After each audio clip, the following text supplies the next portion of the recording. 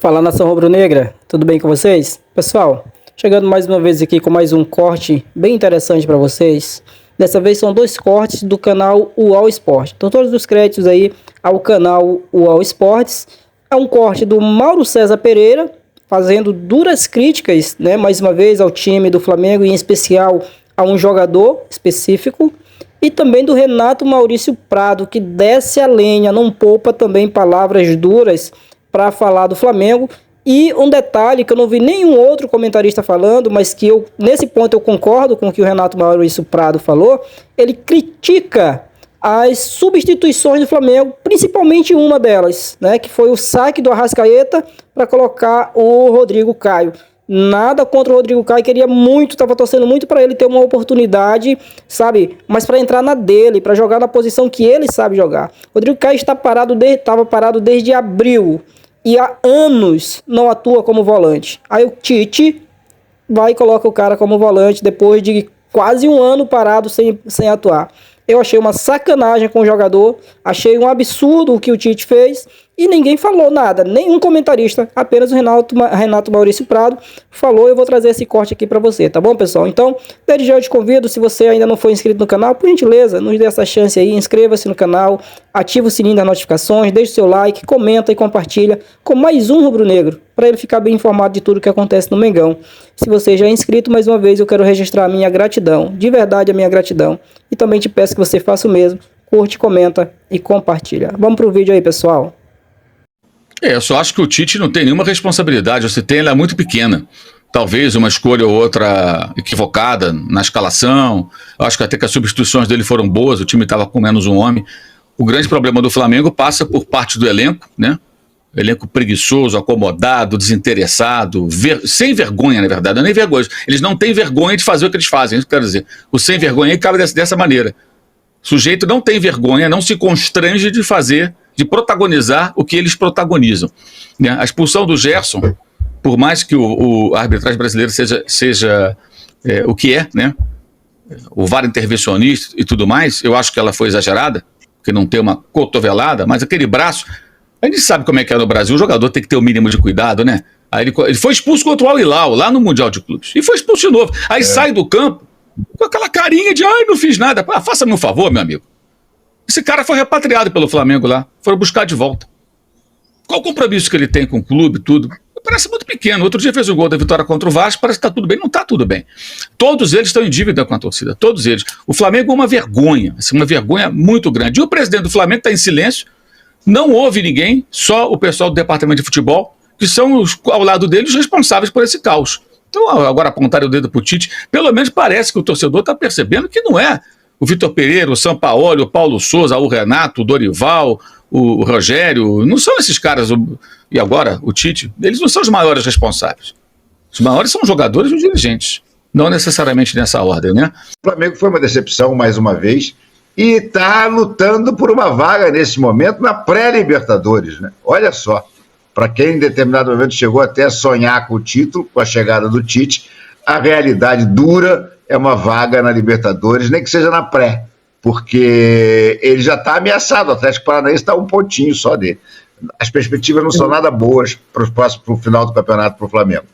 Campeonato que, quem diria, reabriu, né? Essa é a verdade, com aquela virada espetacular do Palmeiras. É uma situação realmente desesperadora do Flamengo, porque os seus jogadores históricos não conseguem mais jogar coisa nenhuma, bulhufas, né? É impressionante. Como o Gabriel, esse aí da foto, então, meu amigo, isso aí parece um ex-jogador. Ele entra e mal toca na bola. Ele não consegue ganhar uma dividida, ele não consegue chegar num rebote do goleiro. Olha, é inacreditável. A sensação que eu tenho às vezes é que não é ele que está jogando, é o sósia dele. Lembra do Gabigordo? Pois é, eu acho que é o Gabigordo que está jogando e a gente está sendo enganado. Porque o Gabriel não parece rigorosamente nada com aquele jogador artilheiro, decisivo, principalmente nos grandes jogos, nas decisões. Esse Gabriel aí realmente não está querendo mais nada com a bola, é assustador. E até jogadores como o Bruno Henrique, que tinham começado bem quando voltou da contusão, né? A gente até comentava, é o melhor reforço do Flamengo, é o Bruno Henrique, caiu também brutalmente de produção. Acho que um pouco pelo estilo de jogo do Tite. O Tite está novamente flertando com o posicional, pregando o Bruno Henrique lá na esquerda e com aquele jogo de toque de bola insuportável entre os zagueiros, que encaixota todo mundo lá na frente. O Flamengo fica tocando a bola na sua própria defesa e o adversário se arma todo. E, por exemplo, o Bruno Henrique, que é um jogador que precisa de espaço para correr, de espaço para driblar, ele fica encaixotado, marcado por 2, às vezes até por 3. Não está conseguindo fazer nada. Ninguém está jogando rigorosamente nada no Flamengo. É triste constatar isso, mas essa é a verdade. E ontem acho que o Tite errou feio ao colocar o Gerson de segundo volante e o Luiz Araújo na ponta direita. A ideia poderia ser boa se o Flamengo fosse para cima, se o Flamengo realmente conseguisse jogar no campo do adversário. Não aconteceu. O Flamengo começou o jogo sendo pressionado pelo Santos, apanhando para poder sair, passar da defesa para o ataque, e achou um gol numa jogada ensaiada de escanteio, né? O Léo Pereira deu uma casquinha para trás, o Pedro fez o gol. Aí depois, animado pelo gol, teve, assim, vamos dizer, uns 10 minutos interessantes em que começou a atacar de verdade, começou a jogar como deveria ter jogado desde o início.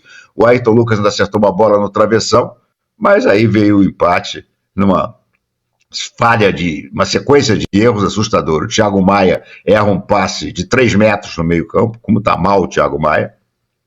O Wendel, que é outro que já não devia estar jogando há muito tempo, vai e faz a falta é cobrada, rebatida pela defesa, e para coroar, o Gerson perde a bola, não consegue dominar a bola, perde para um jogador do Santos, sai o gol do empate. E no final, em seguida, quer dizer, no final não, logo em seguida o Gerson é expulso.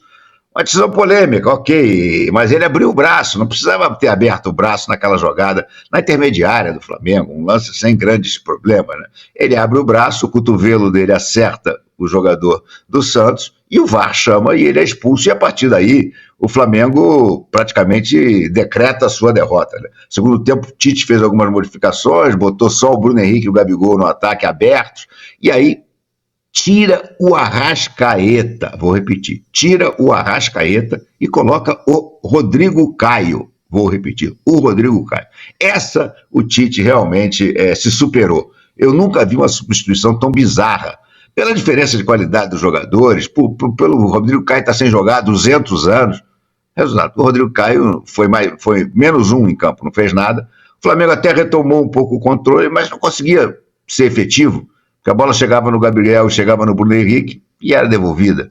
E com isso o Santos se equilibrou. Para o Santos até 1-1 já estava de bom tamanho, porque ele queria um pontinho, mas de repente no finalzinho, né, o jogador do Santos, Joaquim, recebe completamente livre, sem ninguém para marcar, ajeita, mira, olha e atira e faz o gol de fora da área, né? Um gol que muita gente acha até que o Rossi pulou atrasado. Eu não acho não, acho que foi um chute forte, ainda que de longe a bola entrou no cantinho. E agora a situação, a realidade do Flamengo é essa. O Flamengo, se tivesse vencido ontem, poderia ainda sonhar com o título. Um sonho, um devaneio, né? Porque com esse futebol que está jogando, não teria condição de ganhar nada. A realidade dura é brigar por uma vaga, nesse momento, na pré-Libertadores. Será que vai conseguir chegar na Libertadores numa vaga direta? Acho difícil. É isso aí, pessoal. Aí esses dois cortes aí do All Sports. Mauro César Pereira fazendo críticas duras ao time, mas ele foca especialmente no Gerson, né? E o Renato Maurício Prado também não poupa palavras duras aí e fala também de outros jogadores. Ele amplia um pouco mais, né? Ele é mais amplo, ele fala também do Bruno Henrique, ele fala do Gabigol, dentre outros. E aí eu quero saber de você, o que é que você acha? Você concorda com as críticas feitas por esses dois jornalistas? Eu particularmente concordo em partes, acho que o Tite errou assim fragorosamente nas substituições que fez, especialmente a sacada do Arrascaeta, que era a única chance de criação lúcida, né, de criação que nós tínhamos no meio campo. Colocou o Rodrigo Caio ali numa posição totalmente que não é mais a dele, prejudicando inclusive o desempenho do próprio jogador. Eu acho que ele errou assim drasticamente. Mas deixa nos comentários que eu quero saber o que você pensa. Você concorda comigo? Acha que o Tite errou nesse aspecto ou você discorda? Deixa nos comentários que eu quero saber, tá bom? Eu vou ficando por aqui. Até o próximo vídeo. Saudações rubro-negras.